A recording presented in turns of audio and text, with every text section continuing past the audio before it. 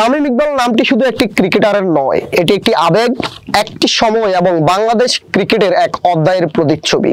দেশের ক্রিকেটের এক যুগের বেশি সময় ধরে যে কজন খেলোয়াড় মাঠে নৈপুণ্য দেখে মানুষের হৃদয় জায়গা করে নিয়েছে, তামিম তাদের শীর্ষে। ডাউন দ্য উইকেটে এসে বাউন্ডারি ওভার বাউন্ডারি হাঁকিয়ে সমর্থকদের হৃদয়ে জায়গা পেয়েছেন ক্যারিয়ারের শুরু থেকেই। বিশ্বের নামি দামি সব বোলারদের একের পর এক চার ছক্কা হাঁকিয়ে বনে যান দেশ সেরা ওপেনার।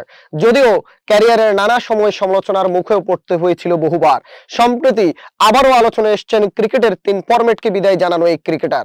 এবার তিনি আলোচনায় ক্রিকেট নয়, রাজনীতি নিয়ে। সম্প্রতি বিএনপির এক জনসভায় তাকে অতিথি হিসেবে দেখা যাওয়ার পর থেকেই গুঞ্জন শুরু হয়েছে, তামিম কি তাহলে এবার রাজনীতির ময়দানে নাম লিখিয়েছেন? তার চেয়ে বড় প্রশ্ন, তামিম কি বিএনপিতে যোগ দিচ্ছেন? আজকের ক্রিকেট অ্যানালিটিক্সের আলোচনা জানাবো সেটি।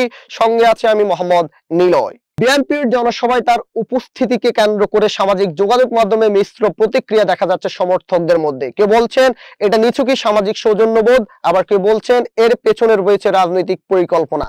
তামিম অবশ্য এখনো সরাসরি কিছু বলেননি, তবে জনসভায় তিনি যে বক্তব্য দিয়েছেন তাতে কিছুটা রাজনৈতিক ভাবার্থ প্রকাশ পেয়েছে। এমনকি স্টেজে তামিমের সাথে বিএনপির কেন্দ্রীয় নেতাদের আন্তরিক আচরণ দেখে কিছুটা অনুমেয় বিষয়টি। তার চেয়ে বড় বিষয়, তামিমের সঙ্গে বিএনপির শীর্ষস্থানীয় নেতাদের সম্পর্ক অনেক আগ থেকে ভালো বলে জানা যায়।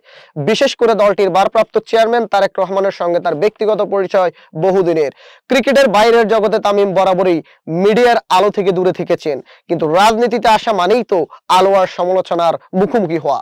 প্রশ্ন হলো যে তামিম জাতীয় দলের হয়ে বারবার মাঠে নেমেছেন দেশের পতাকা বুকে নিয়ে, সে তামিম যদি একটি রাজনৈতিক দলের হয়ে কথা বলেন তবে তার সেই অবস্থান কতটা গ্রহণযোগ্য হবে দেশের মানুষের কাছে? আবার এটাও ঠিক, বহু ক্রিকেটারই রাজনীতিতে এসেছেন, যেমন ভারতের গৌতম গম্ভীর, পাকিস্তানের ইমরান খান, শ্রীলঙ্কার সনাত জয়সূরিয়া, তাদের অনেকেই জনপ্রতিনিধিও হয়েছেন। এমনকি দেশের 2 কিংবদন্তি ক্রিকেটার সাকিব আল হাসান এবং মাশরাফি বিন মুর্তজাও যোগ দিয়েছিলেন রাজনীতিতে। যদিও তামিমের সাথে তাদের বিস্তর ফারাক রয়েছে, কারণ আন্তর্জাতিক ক্রিকেটের 3 ফরম্যাট থেকেই অফিসিয়ালি বিদায় নিয়েছেন তামিম। তাই রাজনীতিতে যোগদান কোনো ধরনের কনফ্লিক্ট অ্যান্ড ইন্টারেস্ট খুঁজে পাওয়া যাবে না।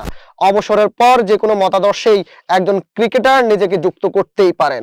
ছাত্র দলের জনসভায় তামিমের উপস্থিতি নিয়ে জনমনে যে প্রশ্নের উদয় ঘটেছে তা হলো, তামিম কোন উদ্দেশ্য নিয়ে বিএনপির মঞ্চে উঠেছেন? রাজনৈতিক বিশ্লেষকদের মতে এটি হতে পারে বিএনপির তরফ থেকে একটি সিগন্যাল যে তারা আগামী জাতীয় নির্বাচনে পরিচিত মুখ বা তারকাদের সামনে আনতে চায়। তামিমকে সামনে এনে তারা তারুণ্যের সমর্থন টানতে চায়। আবার তামিমের দিক থেকেও এটি হতে পারে তার নিজস্ব পরিচিতি কাজে লাগিয়ে একটি নতুন অধ্যায় শুরু করার প্রস্তুতি।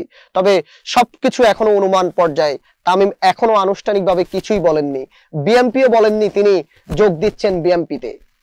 কিন্তু রাজনীতি তো এমনই, যেখানে কিছু না বলেই সবচেয়ে বেশি কিছু বোঝা যায়। এই মুহূর্তে যদি তামিম সত্যি রাজনীতিতে যোগদান করেন তবে তা হবে বাংলাদেশের ক্রীড়াঙ্গনের জন্য বড় এক ঘটনা। আবার অনেক ভক্ত হয়তো হতাশ হবেন, কারণ তারা চায় না তাদের প্রিয় ক্রিকেটার রাজনীতিতে কারা ঘেঁষে যান।